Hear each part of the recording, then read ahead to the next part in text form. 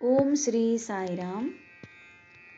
కాలు జారిన మరలింపగలరు గాని,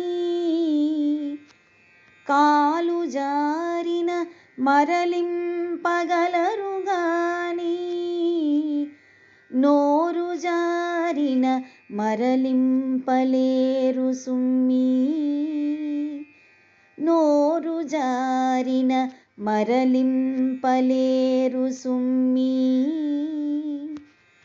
మాట జారిన ఎట్టి ఆ మానవులను, మాట జారిన ఎట్టి ఆ మానవులను పూని రక్షింపదగునే ఈ పృథ్వీలోన, పూని రక్షింపదగునే ఈ పృథ్వీలోన, పూని రక్షింపదగునే ఈ పృథ్వీలోన,